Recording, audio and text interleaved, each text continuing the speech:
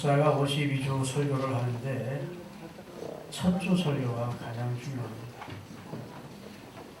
대통령도 연두 교서나 무슨 기자회견이나 연두 발표를 할 때가 중요한 것을 담듯이 목사는 첫 주 설교는 그냥 보통 때처럼 준비하지 않고 상당히 비중을 두고 신경을 써서 첫 주 설교를 준비하는데, 오늘 설교 제목은 하나님을 주어로 삼고 살자, 그런 뜻입니다. 따라합시다. 하나님을 주어로 삼고 살아가자. 주어로 삼자는 말씀을 드리고 싶어요. 오늘 본문에 등장하는 인물이 있다면 요셉입니다. 요셉. 성경을 조금 알고 배운 분들은 요셉을 참 좋아하죠. 하나님의 은혜로 성공적인 인생을 살아서 애굽과 그 주변국들과 그 다음에 그 아버지의 온 가족을 구원한 큰 인물입니다. 요셉이란 사람이 성공해서인지 우리 대한민국의 부모님들도 이름을 요셉으로 짓는 사람들이 많습니다. 그래서 목사님들 가운데, 장로님들 가운데, 집사님들 가운데 아들 이름을 요셉으로 많이 지어요. 우리나라에 지방에 있지만 그래도 명문대로 알아주는 대학이 있는데, 포항에 가면 한동대 대학이라는 대학이 있습니다. 우리나라의 수재들이 모여서 공부하는 대학이죠. 서울대 못지않게 알아주는 대학입니다. 거기는 목사님들, 장로님들이, 자제분들이 많이 그 대학을 다녀요. 그래서 구내식당에서 요셉아 불렀다가는 다 김요셉, 이요셉, 박요셉, 문요셉, 강요셉 한 40명 넘는다는 얘기를 들었어요. 근데 요셉이라고 그 아이의 자기 자식으로 태어난 아들에게 이름을 지어주는 부모님들이 당신 아들이 인신매매에 팔려가도 되겠소? 하면 아유 안 되죠 할 거예요. 요셉은 인신매매에 팔려가서 당신 아들이 앞으로 노예가 돼도 괜찮소? 하면 아유 안 되죠 그럴 거예요. 근데 요셉은 노예 생활을 했어요. 당신 아들이 앞으로 감옥에 가도 괜찮아? 억울하게? 안 되지요. 그러지. 그래서 요셉이라는 이름을 짓는 분들의 바람은 총리가 돼요. 큰 사람을 구원해낸 하나님의 사람이 되었으면 싶어서 요셉이라고 이름을 짓는 것이겠죠. 그렇죠? 요셉이 파란만장한 인생을 살면서 우여곡절을 많이 겪으면서 나중에 총리가 돼서 오늘 그 형님들을 만난 자리에서 자기를 판 형님들을 만난 자리에서 한 고백이 오늘 본문이에요. 요셉의 생애를 잠깐 설명해야 오늘 초신자들은 좀 알아들 수 있을 겁니다. 요셉은 야곱이라는 사람의 11째 아들로 태어났어요. 근데 배달한 형들에게 미움을 받았어요. 그것은 아버지로부터 특별한 사랑을 받기 때문에 동생을 시기했어요. 아버지의 편애가 싫어서. 그러다가 기회가 왔어요. 죽이려고. 아버지를 떠나서 자기들에게, 양을 치고 있는 자기들에게 심부름을 온 거예요. 죽이고 그 옷을 벗겨가지고 짐승 양 잡아서 피 묻혀가지고 맹수에게 물려 죽인 것처럼 하자. 그렇게 꾀를 냈어요. 죽일 것까지는 뭐 있느냐, 누벤이. 큰아들이 하는 말이 애굽에 노예상이 지나가니까 팔자. 그러면 꼭 먹고 알 먹고 아니냐. 동생 팔고 그는 죽이지도 않고 그 다음에 은 20이라는 당시로서는 거금을 받은 거예요. 그 배달한 동생 요셉을 노예상에게 팔았고 그 노예상은 애굽에 내려가서 그 노예를 팔았는데 보디발이라고 하는 당시 바로 왕의 경호실장 집에 노예로 팔려간 거예요. 거기서 원체 성실하고 지혜 있고 총명하고 하나님의 신이 함께한 것을 보디발이 보고 그를 승진시키면서 나중에 자기 가정 전체를 관리하는, 정들도 관리하고 재산도 관리하는 청지기로 삼은 거예요.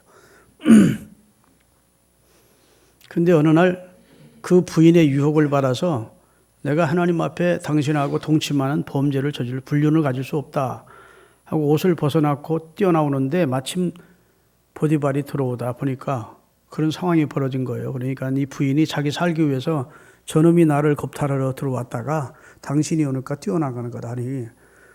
하늘 같은 자기 상전의 부인을 겁탈하려 하는 그 뭐라고 하나 요즘 뭐냐면 성추행범이 된 거예요.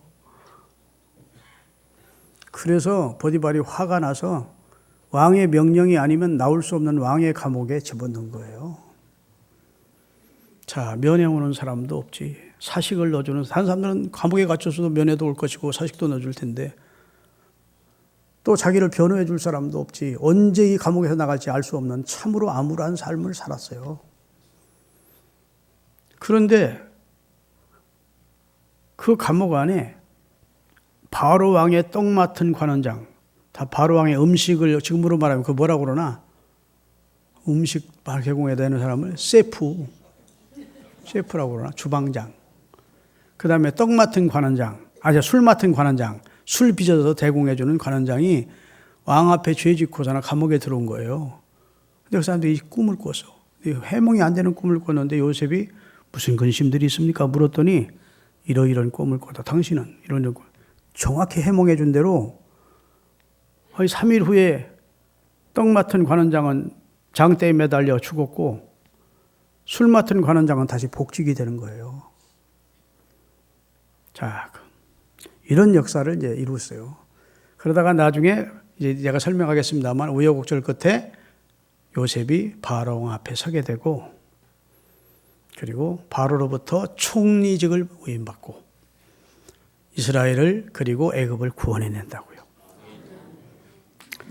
자, 그런데 여러분 주일학교 선생님들이나 목사님들이 요셉은 이런 훌륭한 인생을 살았습니다. 요셉을 본받으시다 이렇게 설교하면 설교 실패한 거예요. 요셉이 주어가 아니에요. 아멘. 요셉의 인내를 배웁시다. 요셉의 정직함을 배웁시다. 요셉의 성실함을 배웁시다. 그렇게 설교를 하고 설교를 끝냈다면 그분은 설교 실패한 거예요. 하나님의 뜻을 잘못 던져한 거예요. 우리가 성경을 읽고 나서 그리고 나서 뭐 인간만 두각이 나는 그런 설교 아무개처럼 살아야겠다 이런 결론으로 끝났다면 그 사람은 성공한 거 아니에요. 성경 제대로 읽은 거 아니야. 여러분 요셉처럼 인내하고 성실하게 살고 그다음에 억울함을 참고 뭐 이래서 성공하십시다 그러면 그런 강의는 성공학 강의라고 동사무소 같은 데도 무슨 뭐 강의 시간에 해. 굳이 거의 강대상에서 그런 얘기를 할 필요는 없어요. 무슨 말 이해되십니까? 인간을 높이고 인간을 찬양하는 내용의 설교나 성경을 읽는 것은 그건 합당한 것이 아니에요. 그를 그되게 만든 요셉을 요셉되게 만든 아브라함을 아브라함 되게 만든 모세를 모세 위대한 우대로 만든 하나님이 전해져야 돼요. 할렐루야. 그래서 여러분 이게 성경 책입니다. 이게 책이에요. 그래서 이게 또 이제 한 권에 얼마라는 가격이 붙어 있어요. 그래 기독교 서점에 가면 성경책 한 권에 뭐 몇만 원 이렇게 붙어 있어요. 이게 상품이 돼 있다고. 근데 돈으로 환산할 수 없는 가치가 이 성경 속에 있기 때문에 우리 그리스도인들은 이걸 성경책이라고 하지만 하나님의 말씀이라고 부릅니다. 그렇죠? 이 하나님의 말씀 속에 진리와 생명이 있고 하나님의 감동으로 기록됐기 때문에 하나님이 그의 사람들을 성령으로 감동시켜서 이 성경이 기록되도록 역사해 주셨기에 이 속에 하나님의 말씀이 충만한 겁니다. 성경 전체가 하나님의 말씀이라고 우리는 보는 거예요. 다 아멘 할 때까지 기다려요.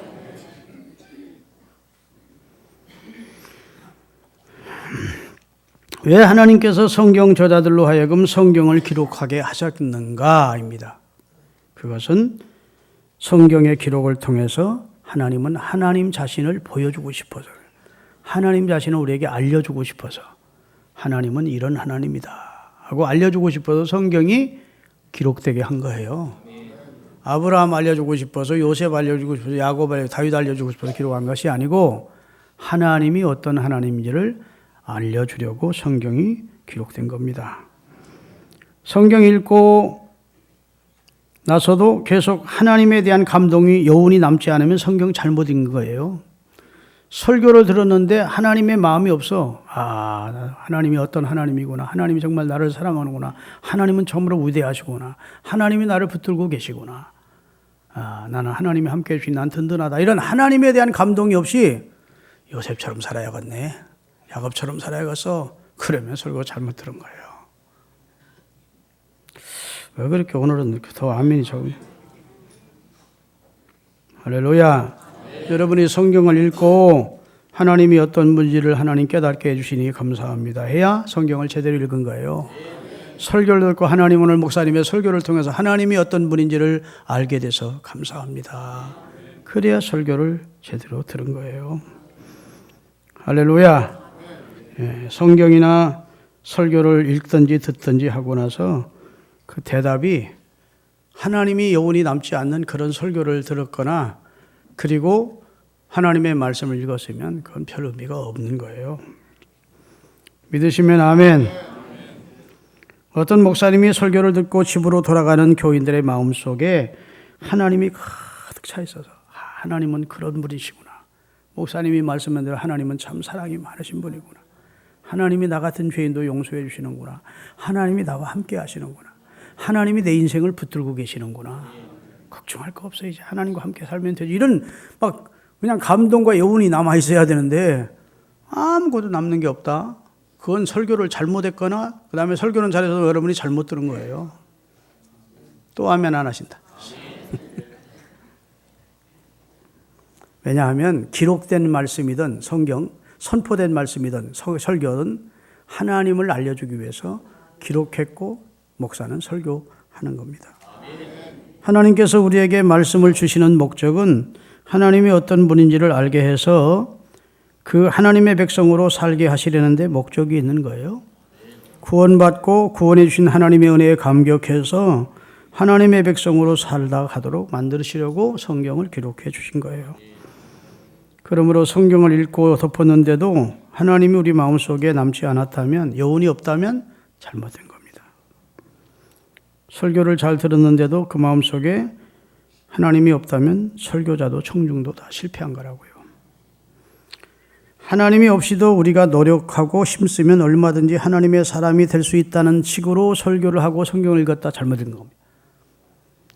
요셉이 하나님이 안 도와줘도 열심히 살았기 때문에 성공했습니다. 그러면 한 우인전을 얘기해 주는 것이지 성경의 깊은 뜻을 모르고 설교하는 거예요.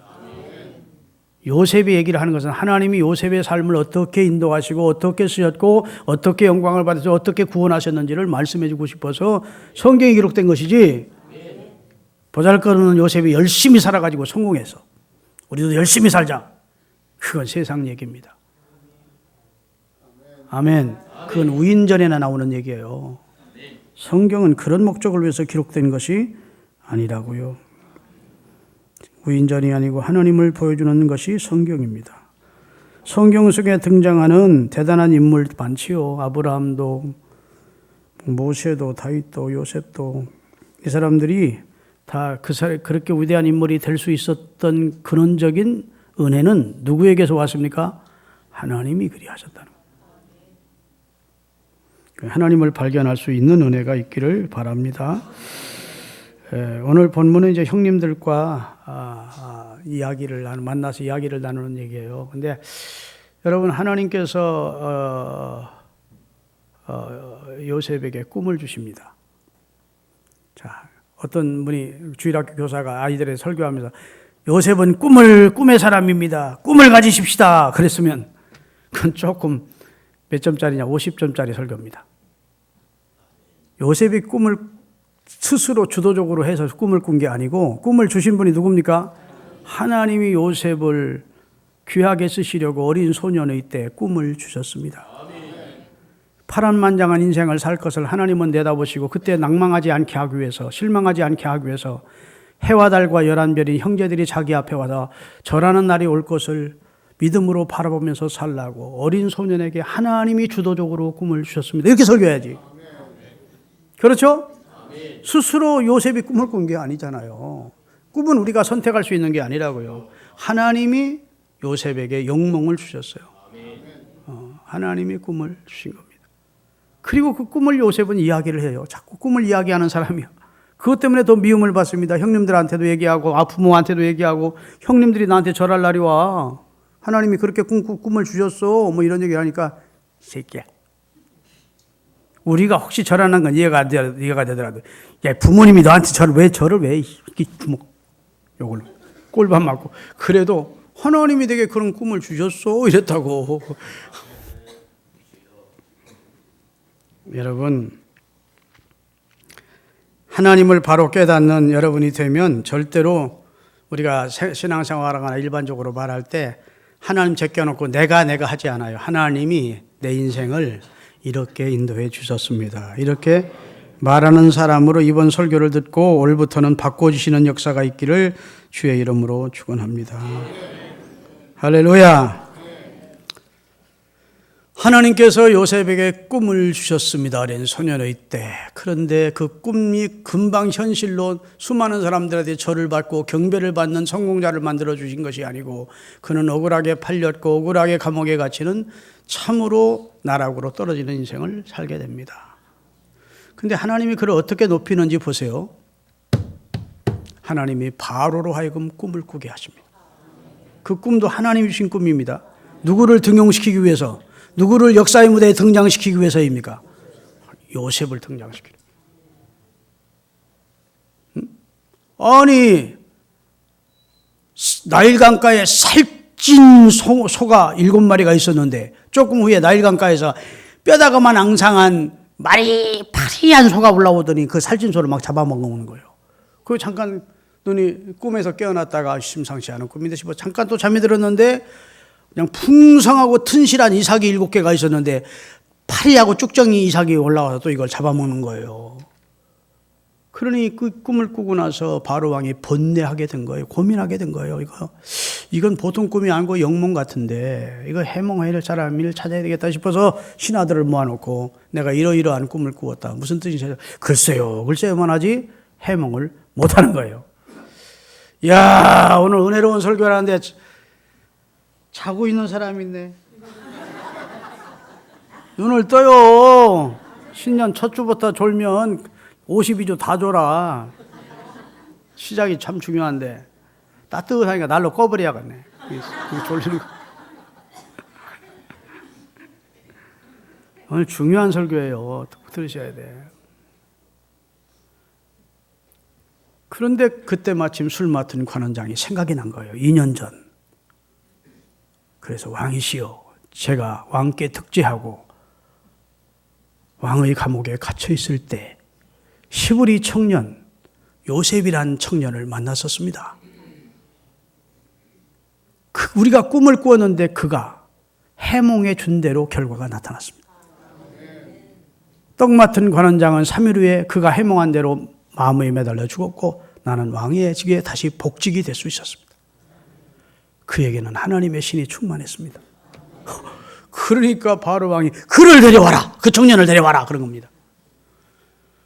그래서 신하들이 뛰어가서 죄수 옷을 더러운 냄새나는 죄수 옷을 벗기고 몸을 씻겨주고 새 옷을 입혀주고 바로 왕과 신하들이 시립한 자리에 요셉이 서게 된 거예요. 그렇게 하신 분이 누굽니까? 하나님이세요. 소년 시절 요셉에게 주었던 꿈을 이루어주기 위하여 요셉을 세우기 위하여 하나님. 그러니까 바로 왕이 너는 꿈을 그렇게 잘 해몽한다며 한 거예요. 너는 주어가 누구예요? 요셉이야. 너는 꿈을 잘 푼다며. 41장. 바로가 요셉에게 이르되 내가 한 꿈을 꾸었으나 그것을 해석하는 자가 없더니 들은즉 너는 누구는? 너는 꿈을 들으면 능히 푼다. 자, 푼다는 동사고 주어는 누구예요? 너는. 너 요셉 너는 꿈을 잘 푼다며. 이렇게 말했어요. 그랬더니 요셉이 한 유명한 이게 요셉을 요셉되게 한 말이 16절입니다. 다 같이 읽겠습니다. 요셉이 바로에게 대답하여 이르되 내가 아니라 하나님께서 왕에게 편안한 대답을 주실 것입니다. 내가 아니고 하나님께서. 거기다 줄을 치세요, 성경님들은. 다른 데 줄 필요 없어. 그게 오늘 우리가 붙들어야 될 말씀입니다. 내가 아니라 하나님께서. 내가 아닙니다. 하나님께서. 지금 너는 꿈을 잘 푼다며 하고 바로 왕이 물었을 때 요셉이 마음에 갈등이 생겼을지도 몰라요. 야, 초로의 기회인데 내가 왕의 특은을 입어서 감옥을 나올 수 있는 특별한 이게 찬스인데, 예, 하나님이 다른 건 몰라도요, 꿈 해몽하는 재주는 제게 있습니다. 이렇게 말했으면 제가 다른 건 모르겠지만 왕이시여, 내가 꿈은 해몽 잘합니다. 그리고 하나님 따르는 자기가 마치 꿈 해몽하는 능력이 있다고 말했더라면, 그러면 자기가 시루레기 하나라도 잡고 다시 감옥에서 나올 수 있는 기회가 되지 않겠나 싶어서 자기 능력을 바로에게 얘기하고 싶었을 그런 유혹을 마음의 유혹을 받았을지도 몰라요. 그래도 요셉은 그리하지 않습니다. 내가 아니고 여호와 하나님께서 왕에게 편안한 대답을 할 수 있도록, 이 꿈을 해몽할 수 있도록 도와주실 겁니다. 내가 아니라 여호와께서. 주어인 내가 내려오고 그 주어의 자리에 누구를 올렸어요?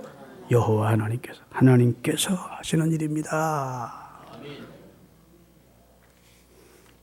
할렐루야. 이게 이제 요셉을 요셉되게 만든 위대한 고백이에요. 믿습니까? 요셉은 인간이 지나지 않아요. 인간이 어떻게 그런 걸 다 할 수 있어요?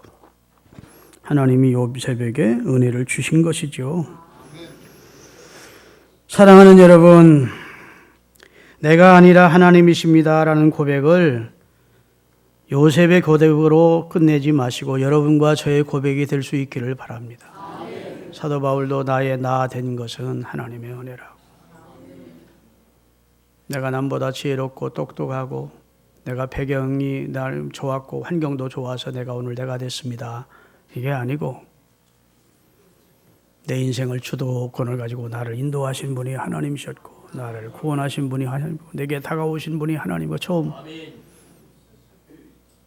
나를 복되게 귀하게 그리고 구원의 백성 삼아주신 분이 하나님이고 다 하나님이 하신 겁니다. 이렇게 고백할 수 있어야 된다고요. 할렐루야. 근데 오늘 본문을 다시 보겠습니다. 본문 띄우세요. 이제는 거기도 또 한 맛. 요셉이 형들에게 이르되 내게로 가까이 오소서 그들이 가까이 가니. 이건 이제 곡절 끝에 흉년이 시작된 지 2년 차 되던 때 앞으로 5년 흉년이 남아있을 때 그렇게 부자였던 야곱도 곡식이 다 떨어진 거예요. 그래서 곡식을 사러 그 아들들을 애굽으로 보낸 겁니다. 애굽은 곡식이 풍성했으니까. 왜? 7년 풍년의 때 창고를 짓고 적치해 두었다가. 여러분, 요셉이 꿈만 잘 해몽한 것이 아니고 왕이시여 앞으로 7년 대풍이 듭니다. 그 후에 사상 유례 없는 흉작을 만날 겁니다. 왕의 꿈은 바로 그런 꿈입니다. 그때에는 씨 한 톨을 심을 수 없습니다. 곡식을 한 톨도 거둘 수 없는 대흉년이 계속 7년 진행될 겁니다. 대책은 이렇습니다. 곳곳에 풍년의 때 창고를 짓고 좀 절제하게 해서 백성들의 그 곡식을 창고에 가득 쌓아두었다가 7년 흉년의 때 그 곡식을 백성들에게 나누어주고 외국에 팔면 국가가 더 부강하고 그래 나 생명을 얻을 겁니다. 바로 왕이 볼 때 이야 너는 꿈만 잘 해몽하는 것이 아니고 너는 비상하다. 대책까지 얘기하니 너처럼 지혜 있는 자를 너처럼 하나님의 신에 감동된 자를 애굽 땅에서 찾을 수 없다. 네가 총리가 되어다오 하고 바로 왕이 자기의 인장 반지를 빼서 요셉에게 끼워주고 네가 이 나라를 통치해다오. 나는 보호자만 너보다 높은 자리에 앉아있을 테니까 네가 다 통치해. 그게 7년 풍년의 때 겉곳에 적치해뒀다. 흉년이 2년 진행되었을 때에 형님들이 지금 곡식 사러 왔다고요. 그런데 이제 밀고 땡기는 과정이 있었어요. 그러다가 마침내 요셉이 자기가 형님들의 동생 요셉이라는 사실을 알리는 내용이 오늘 본문입니다. 다시 한번 읽겠습니다. 요셉이 형들에게 이르되 내게로 가까이 오소서 그들이 가까이 가니 이르되 나는 당신들의 아우 요셉이니 당신들이 애굽에 판자라. 누가? 당신들. 응? 당신들이 나를 팔았어? 누벤, 시므이, 유다, 레위, 당신들이 나를 팔았어. 그 소리요. 그러면 형님들이 입이 그냥 너무 엄청난 일에 그냥 입이 벌어진 것이죠. 그런, 내가 지금 표현은 그렇겠지만 요셉이 당신들 이런 거 아니야. 당신들이 나를 애굽에 판자라. 그러니까 내가 요셉 맞습니다. 그 말입니다. 그 다음에 5절. 당신들이 나를 이곳에 팔았다고 해서 근심하지 마소서. 한탄하지 마. 이제는 요셉한테 죽었구나. 우리는 보복을 나가는구나. 우리는 이제 요셉으로부터 힘을 가진, 애굽의 총리로서 힘을 가진 요셉이 우리에게 보복하겠구나. 복수하겠구나. 이렇게 걱정하지 마소서. 하나님이 우리 가족의 생명을 구원하시려고, 아멘, 야곱의 후손들을 보호해 주시려고 나를 당신들보다 먼저, 누가? 하나님이. 주어가 누구로 바뀌어요? 당신들이 아니라는 거야. 하나님이 놀라운 계획을 가지고 선민을 보호하시려고 나를 당신들보다 먼저 애굽 땅에 보낸 것이요. 그 다음에 6절. 이 땅에 2년 동안 흉년이 지금 들었지만 5년 밭갈이도 못하고, 그때는 추수도 앞으로 5년 동안 계속 흉년이 진행될 것이다. 그러니 하나님이 큰 구원으로 당신들의 생명을 보존하고 당신들의 후손을 세상에 두시려고 나를 당신보다 먼저 보내셨나니 이제 다 데려오라는 겁니다. 내가 당신들 가족 다 책임지겠다는 거야. 형님들도 책임지고 형수님들도 책임지고 형님들의 자식들인 조카들도 내가 다 책임질 테니까 다 애굽으로 데려오소서. 아멘. 그리고 나서 이제 가장 중요한 절이, 그런즉 나를 이리로 보낸 이는 당신들이 아니요 하나님이시라. 아까는 꿈을 해몽하니가 내가 아니요 하나님이시라. 이번에는 나를 이리로 보낸 자가 당신들이 아니요 하나님이시라. 제가 오늘 설교하려는 주 이유를 아시겠죠? 그냥 무슨 조금만 무슨 좀 남한테 내놓을 것이 있으면 그냥 자기 자랑하고 자기 이름 드러내고 내가 이런다고. 누가 보면 12장에 보면 한 부자 얘기 나오는데 내가 이렇게 하리라. 내가 창고를 짓고 내가 내 영혼에게 이르되 내 영혼아 내가 8번이나 내가를 찾아. 근데 하나님은 한 번도 안 찾아. 어리석은 자야. 오늘 밤 내 영혼을 내가 찾을 거다. 네 인생의 주인이 난데 나 제껴놓고 네가 무슨 나 그러고 있어. 하나님이 그러시겠다는 거예요. 할렐루야. 여러분, 내가 아니요 당신들이, 내가 아니요 하나님께서, 당신들이 아니요 하나님께서 하십니다. 그래서 영광을 누구에게 돌려요? 하나님께. 감사를 하나님께 돌려. 근데 우리가 우리 삶 속에 이렇게 못하는 경우가 많아요. 아유, 권사님들이 어떻게 그렇게 이뻐요? 너무너무 이쁘대. 이번에 좋은 신랑감 만나서 결혼한다면서요? 너무 부러워요. 그러면, 내가 젊은 시절에 한 인물 했어. 그러면 하나님이 섭섭해 하십니다. 아유, 내가 키웠나? 하나님의 은혜지. 이번에 좋은 신랑 만나게도 하나님의 은혜지. 하나님께 감사하지. 그래야지. 할렐루야. 아이고, 집사님 아들이 이번에 전교 수석했다며. 어떻게 그렇게 공부를 잘해요? 너무 부러워. 그러면 우리 집에 머리 빼고는 있나? 우리 머리가 좋은지. 이 입초사야. 어떻게 하든지 자기를 조금이라도 드러내고 싶어서. 에? 아유, 하나님의 은혜지. 내가 키운 거 아니야. 하나님이 그렇게 지혜를 주시고 좋은 친구들 만나게 하시고 좋은 선생님 만나게 해서 하나님의 은혜야. 할렐루야. 그렇게 말하는 연습들을 좀 하시라고요. 아멘. 이 교회가 어떻게 이렇게 평안하고 어떻게 이렇게 은혜롭습니까? 하면 뭐라고 해야 돼요? 하나님의 은혜지요. 내가 목회를 잘해서 마음속으로라도 그런 마음이 되게 있다면 하나님이 이놈아 그런다고.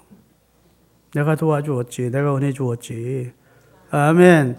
충남 서천 서면 온들이 너 촌놈 너 내가 뭐 붙들어서 이렇게 쓰고 있는데 나는 얘기도 안 하고 내가 하면 하나님이 영광을 받으시겠냐. 그리 하지 않겠습니까?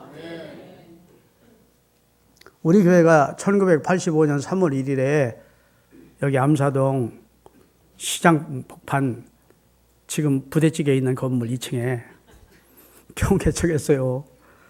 그리고 한번 이전을 했는데 명성교회 뒤 삼익 가든 아파트 바로 붙어 있는 건물이 깨끗해서 그쪽으로 이전을 했어. 한번 1년 반 후에.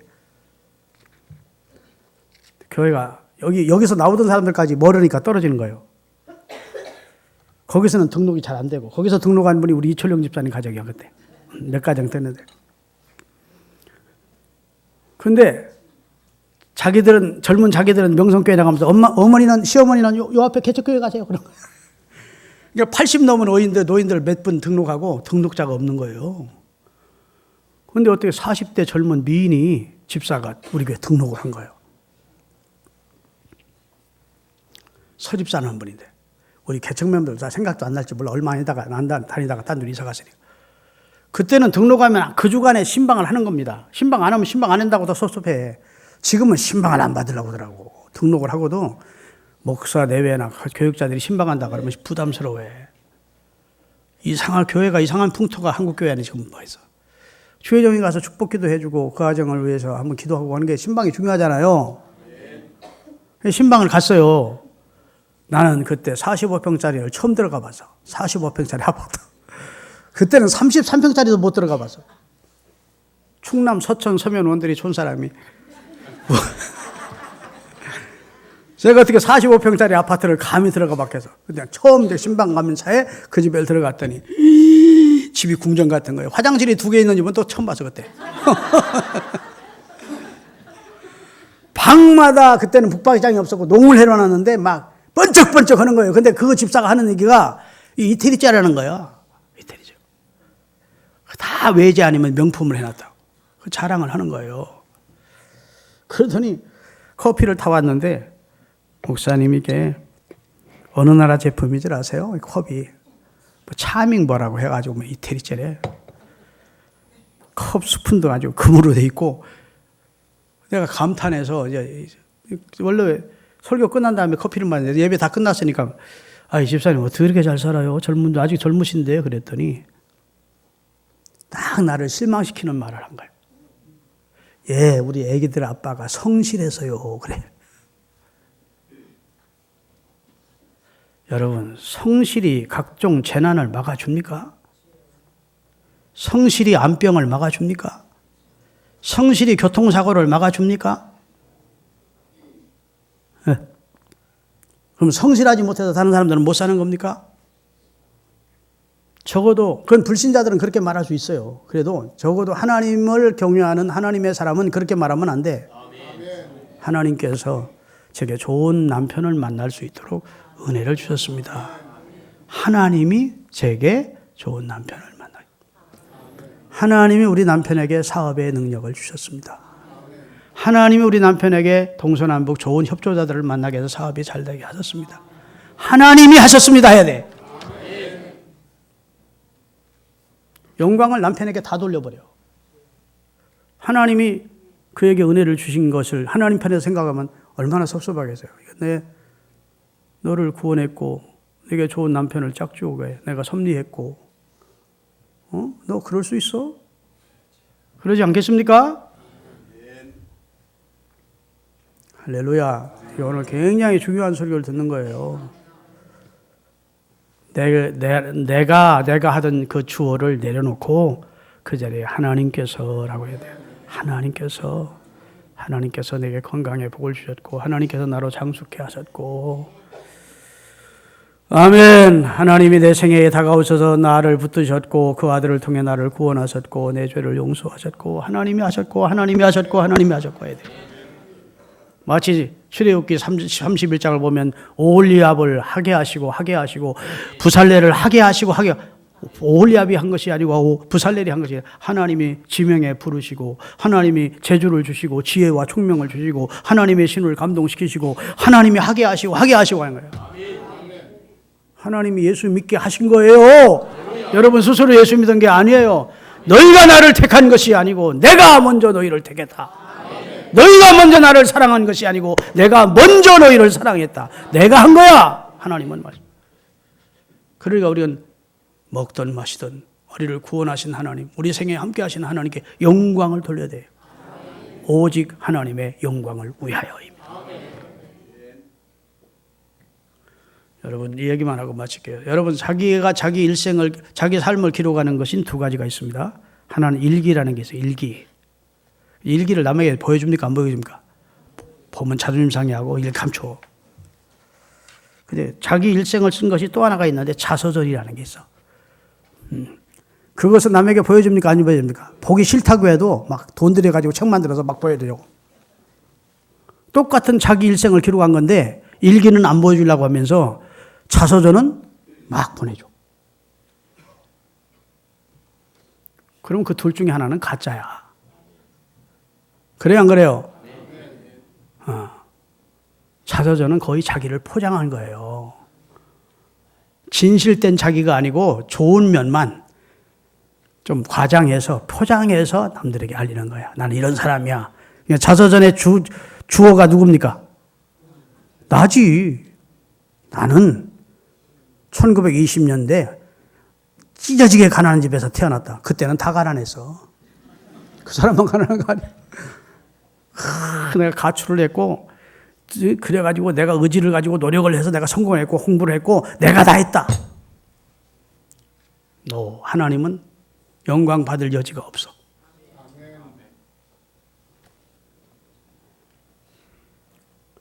여러분과 저도 글을 쓰자고요.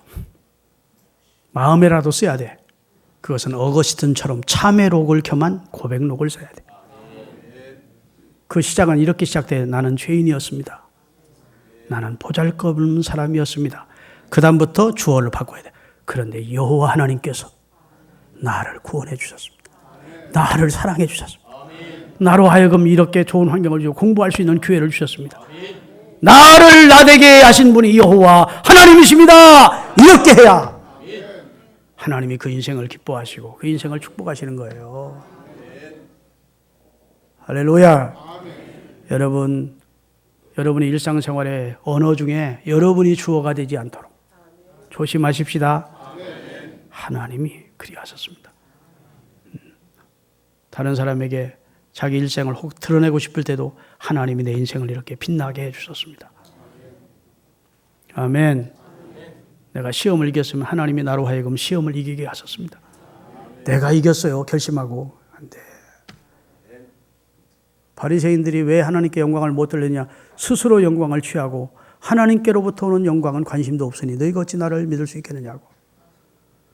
영광의 주체가 내가 아니고 하나님이십니다. 이제는 주어의 자리에 나를 빼내고 내려오고 하나님을 올려야 돼. 하나님께서 기도하시겠습니다.